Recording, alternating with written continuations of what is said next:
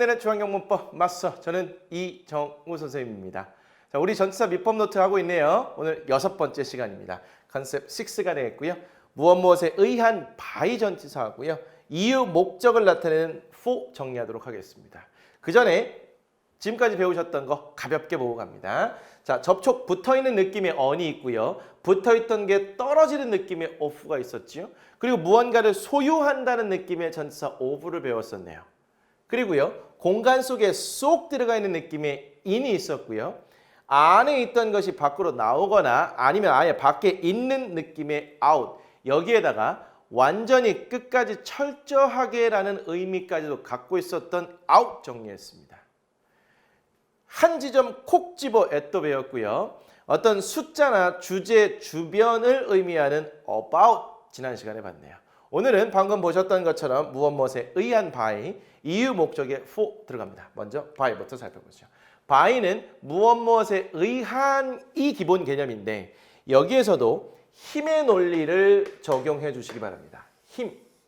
어떤 외부적인 힘에 의해서 어떠한 상태로 된다는 느낌입니다. 다시요. 외부적인 힘에 의해서 어떠한 상태가 되는 거예요. 그래서 무엇에 의한이라는 의미가 기본 개념이 되는 겁니다. 첫 번째, 뭐뭐에 의해 가장 많이 쓰이겠죠. 한글 was invented by king 세종 나왔습니다. 한글은 이라고 되어 있고요. was invented는 동사가 수동태 모양으로 된 거예요. 수동태도 역시 마찬가지로 중앙영문법 마스터 본권에서 자세하게 아주 다뤄드릴 겁니다. 그 부분 연결해서 보시면 될 거예요. 자, 어쨌든 한글은 발명되었습니다. 이 다음에 명사까지 같이 묶어서 킹 세종, 세종대왕에 의해서 발명이 된 거죠. 세종대왕이 그때 당시에 왕이었습니다. 우리나라 백성들이 문자를 사용하는데 굉장히 어려움이 있으니까 이 사람들에게 문자를 편안하게 쓸 수 있도록 내가 만들어줘야겠다. 이 사람이 가진 힘에 의해서 한글이 만들어진 거죠. 창제된 겁니다. 맞나요? 자, 무엇을 타고가 있는데요. by 다음에 교통수단이 연결될 때가 있어요. 그러면 이 교통수단을 타고라는 의미입니다. I go to school by bus or subway. 저는 학교에 가지요. 그런데 버스를 타거나 아니면 지하철을 타고 간다는 그런 의미입니다. 내 발로 나의 힘으로 가는 것이 아니라 버스나 지하철이라는 교통수단의 힘을 빌려서 내가 이동을 하는 거죠. 그런 의미에서 힘의 논리가 작동을 합니다. by 다음에 교통수단, 대표적인 거 버스하고 서브웨이 이렇게 나와 있는 거죠. 3번, 시간, 언제까지라는 건데요. by 다음에 시간이 연결될 때가 있다고요. 그럴 때 이 by는 언제까지라고 이렇게 해석한다는 겁니다. 여기에도 힘의 논리가 적용이 될까요? 한번 볼까요? You have to finish your homework by tomorrow. 당신은 끝내야 돼. 혹은 너는 끝내야 해. 너의 숙제를 내일, 시간 개념 나왔죠? 내일까지 끝내야 한다. 이렇게 나왔습니다. 이거 숙제 내일까지 끝내야 된다는 건 내가 내 맘대로 하는 건가요? 너 끝내야 해. 이렇게 나왔잖아요. 마감 시간을요. 부모님께서 주어주셨거나 아니면 선생님께서 주셨거나 아니면 어쨌든 마감 시간은 외부에 의해서 다른 사람에 의해서 정해지는 경우가 많습니다. 그리고 그때까지 끝내야 불이익이 없지 그때를 넘기면 굉장한 불이익이 있을 수 있어요. 야, 너 몇 시까지 와야 해. 12시까지 와야 했는데 12시까지 안 가요. 그러면 안 되죠. 비행기가 12시에 출발하는데 12시까지 안 가면 어떻게 돼요? 비행기 떠나고 못 가는 거죠. 굉장한 큰일입니다. 경제적으로도 많은 손실이 발생하지요. 마감 시간을 정해놓는다는 것은 외부적인 힘에 의해서 정해졌고 나는 그것을 지켜야 한다는 그런 느낌입니다. 맞나요? 힘의 논리로 적용시키고 있습니다. 특히 by 교통수단, by 시간은 이 중학교 1학년 과정부터 그냥 정말 많이 나오니까 자주 보셔서 저절로 암기는 되긴 하겠지만 그래도 우리가 하나의 원리로 이해하고 넘어가는 겁니다. 다음 가보죠. 네 번째, 장소, 옆에 이런 뜻인데 자, 얘가 by 다음에 또 장소가 나올 수도 있어요. 그러면 이 장소 옆에라고 이렇게 해석합니다. by가 좀 뜻이 많긴 하죠. 그래도 힘의 논리를 좀 적용시켜 보겠습니다.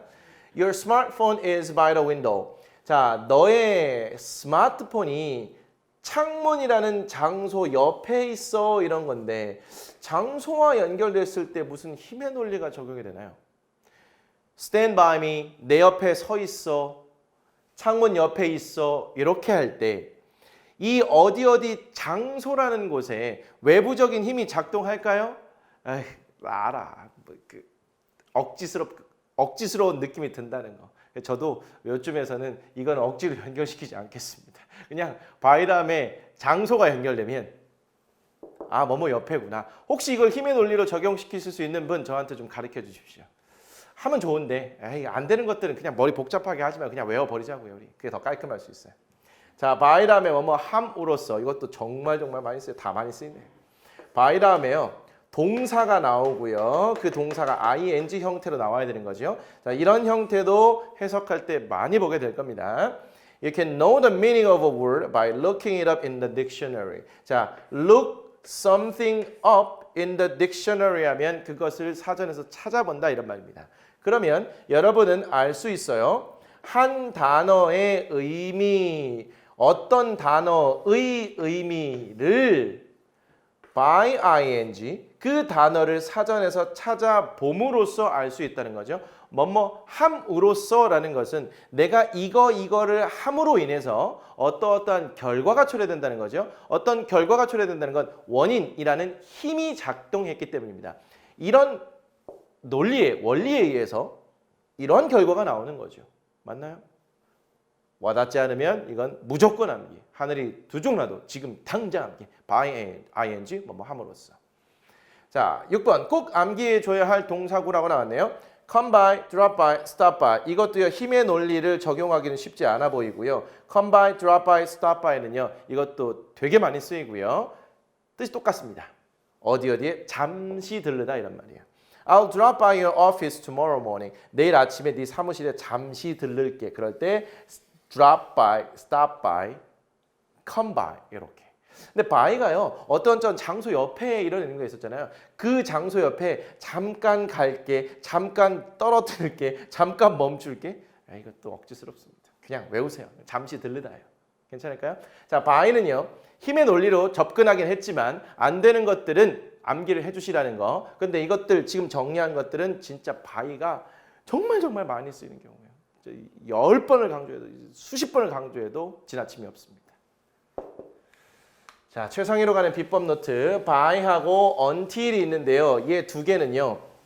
의미가 뭐뭐까지라고 해석이 같을 때가 있어요. 즉 시간적인 의미가 연결되면 얘도까지예요.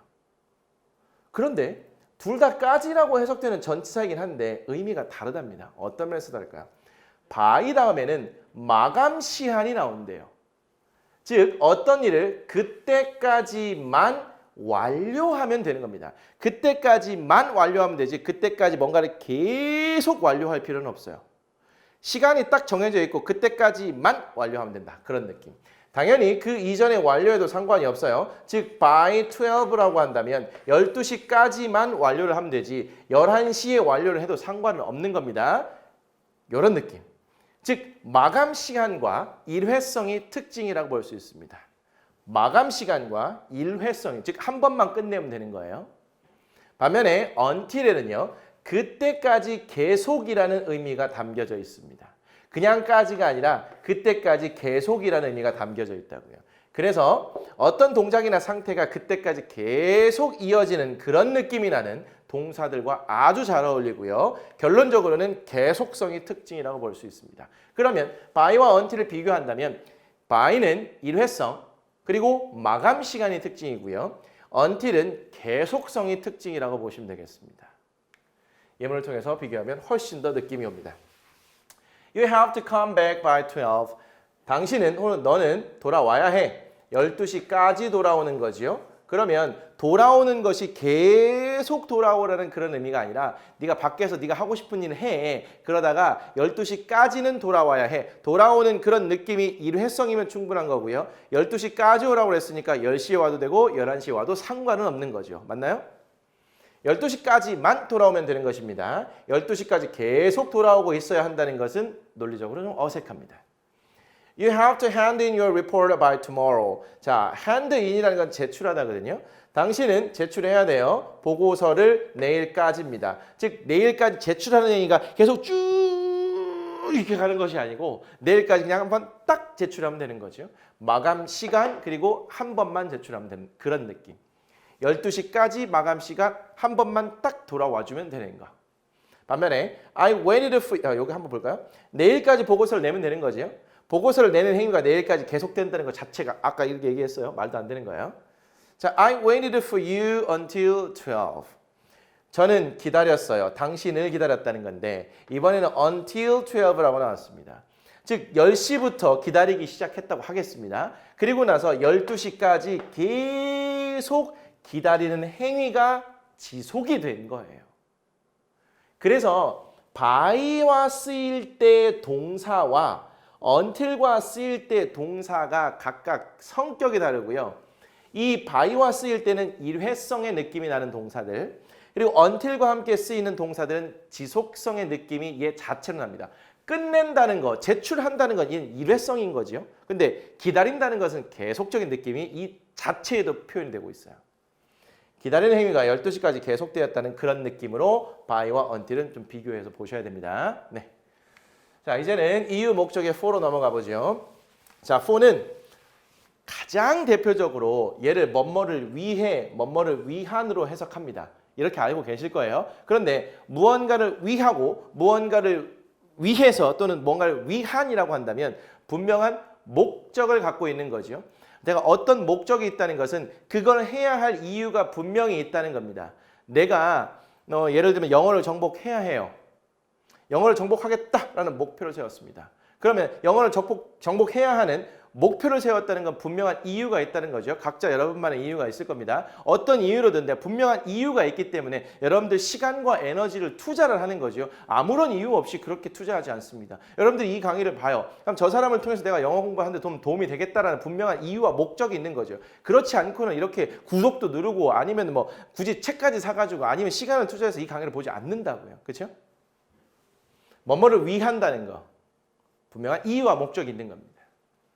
Dad is working for a bank. 아빠는 일하고 있는 중입니다. 은행을 위해서 일한다는 건 은행에서 일한다는 거죠. 은행에서 일한다는 건 단순히 이 사람의 은행을 위해서 내 몸을 바치고 싶은 걸까요? 그런 게 아니죠.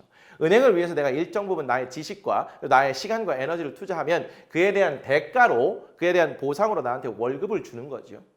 돈을 주는 겁니다. 그러면 내가 이 은행을 위해서 일하는 건 분명한 이유가 있고 그 분명하게 이유를 통해서 나는 그에 대한 상응하는 대가를 받는 거죠. Is there anything I can do for you? Is there 있나요? 어떤 것이요? 제가 할 수 있는 뭔가가 있냐는 겁니다. 당신을 위해서요. 즉 당신을 위해서 내가 시간과 에너지를 투자한다는 것은 분명한 이유가 있는 것이고요. 그 노력에 대한 대가도 충분히 있는 거죠. 그렇죠? 자, 그런 의미에서 가장 일반적인 위해, 위한이라고 이렇게 해석하시면 괜찮겠습니다. 자, 2번. 이유나 원인, 뭐뭐로 해서 뭐뭐로라고 이렇게 되는데요. I am sorry for being late. 저는 죄송합니다. 뭐에 대해서 죄송하냐면 being late, 늦어서 죄송하다는 거죠. for 다음에 비동사가 나올 때는 얘 원형 be 맞죠? 여기다가 ing를 붙였기 때문에 for being late이 되는 거고요. 제가 늦어서 죄송하다고요. 죄송한 이유가 뭐냐면 늦어서. 이유. Thank you for inviting me. Thank you. 고맙습니다. 뭐에 대해서 저를 초대해 주셔서. 즉 고마운데 왜? 초대해 줘서. 이유. 제주도 is famous for rocks, wind and women. 제주도는 유명해요. 뭐로 유명하냐면 돌과 바람과 여자로 유명하답니다. 이것들 때문에 제주도가 유명해진 거죠. 이유가 분명합니다. 그렇죠? 미안해하고 고마워하고 유명한 이유가 분명하고요. 그런 이유들이 연결될 때는 전치사 for가 굉장히 많이 쓰이고 아주 적합한 겁니다. 그 이유는 for가 이유 목적이기 때문에. 즉 목적, 무언가를 위해서가 가장 기본 의미고요. 일반적으로 위해라는 말로 적용해 보되 내가 뭔가를 위해서 한다는 건 분명한 이유나 목적이 있다는 거고요. 그리고 내가 어떤 거에 대해서 미안하고 고마워하고 유명하고 이런 것과 관련돼서 내가 왜 미안하고 왜 감사하고 왜 유명한지 이런 이유들을 대줄 때는 for와 함께 연결된다는 거. 이런 것들을 좀 보고 있는 겁니다. 자, 3번. 시간의 길이 동안 나왔는데 이것도 참 중요하네요. 자, for 다음에요. 시간의 길이가 보통 숫자 개념을 포함해서 나오는 경우가 많습니다. 이럴 때 for는 뭐뭐를 위해, 뭐뭐 때문에 뭐 이렇게 해석하지 않고요. 뭐뭐 동안이라고 이렇게 해석해요. 특히 얘는 현재 완료를 배울 때 또 굉장히 중요한 역할을 하게 됩니다. 어쨌든 I waited for you for 2 hours. 저는 기다렸어요. 당신을 기다린 거죠. 이때는요. 이 for 자체를요. 그냥 얘를 wait for를 함께 연결해서 수거 표현으로 뭔가를 기다리다 이렇게 외우시면 됩니다. 수거 표현이에요. 근데 굳이 적용해 보자면 누군가를 기다린다는 것은요. 내가 그 사람을 만나야 할 목적이 분명한 거죠. 만나야 할 이유와 목적이 분명하기 때문에 그 사람을 기다리는 거예요. 그렇기 때문에 내가 시간과 에너지를 이걸 투자하는 거죠. 그렇죠? 분명히 그 사람을 만나서 내가 얻을 이익이나 뭔가 대가가 분명히 있어요. 이유와 목적과 대가가 분명히 있기 때문에 내가 시간과 에너지를 투자하는 거라고요. 굳이 연결하자면 그렇습니다. 자, 그 다음에 for 다음에 2 hours가 있네요. 숫자 개념을 포함한 시간의 길이가 나왔을 때 동안이라고 이렇게 해석한다는 거. 됐을까요? 조금 이따 한 번 더 보게 될 겁니다. 이 정도까지 하고요. 4번 찬성하여가 있네요. Are you for or against my proposal? 자, for는 찬성하여라는 뜻이 있고요. against는 반대 개념으로 뭔가를 반대하여 이런 뜻이 있어요. 그래서 나의 제안에 찬성하시나요? 반대하시나요? 이런 겁니다. 찬성 반대할 때 for or against 굉장히 많이 쓰이는데 이때 for가 왜 찬성하다는 의미까지 연결이 됐을까요? 자, 뭔가를 찬성한다는 것은요. 내가 그 사람과 의견이나 생각이 일치하기 때문에 혹은 그 사람의 생각이 굉장히 가치롭기 때문에 내가 그 사람을 지지하고 후원해 주는 거죠. 맞나요? 그러면 내가 그 사람을 지지하고 후원할 때는 좀 전에 말했던 것처럼 그 사람과 생각이 일치한다거나 아니면 그 사람의 생각이 굉장히 가치롭다거나 이러한 분명한 이유가 있어요. 그렇기 때문에 분명한 이유와 목적을 가지고 그 사람을 지지하고 찬성하고 후원하고 하는 거죠. 맞나요? 그래서 for라는 거에 이유와 목적이 분명히 연결되어 있어서 찬성을 한다고 이렇게 연결하시면 되겠습니다. against는 대항하여 반대하는, 맞서는 이런 의미가 있거든요. 그래서 for or against도 하나의 표현으로 암기해주셔도 괜찮고요. for에 찬성하여라는 의미가 있다는 거 꼭 챙겨 가시면 좋겠습니다. 자, 최상위로 가는 비법 노트에 for, during, while을 지금 비교해 놓고 있는데요. 얘를 왜 비교하냐면 뜻이 뭐뭐 하는 동안으로 다 같아요. 그런데 각각의 차이가 있겠죠. 첫 번째, for는요. 그 뒤에 시간의 길이가 연결된다고 했고요. 보통 숫자 개념이 포함되어 있다고 했습니다. 대부분 수 개념을 포함하는 시간의 길이가 연결된다는 거 반복해서 말씀드리고 있는 거고요. I have lived here for 5 years. 저는 살았어요. 여기에서 5년 동안 살았다는 거죠. 숫자 개념을 포함한 시간의 길이가 연결되어 있습니다. 반면에 during은 똑같이 뭐뭐 하는 동안이라는 느낌을 전달하는데요. 시간 관련 명사가 연결된다는 것이 차이가 있습니다. 즉, 수 개념이 포함되어 있지 않은 명사가 나온다고요. 그러면 시간 관련 명사가 뭐냐? vacation, 방학, holiday, 휴일, meeting, 모임, break, 휴식, lunchtime, 점심시간 이렇게 일정한 시간적인 개념이 포함되어 있는 명사고요. 여기에 숫자 개념들은 포함되어 있지 않습니다.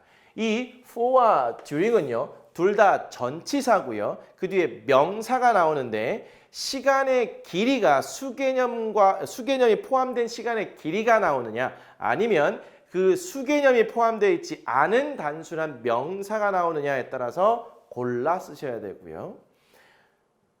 예문을 통해서 한번 확인할까요? 잠시요. What are you going to do during the summer vacation? What are you going to do? 너 뭐 할 거야? 여름 방학 동안에지요.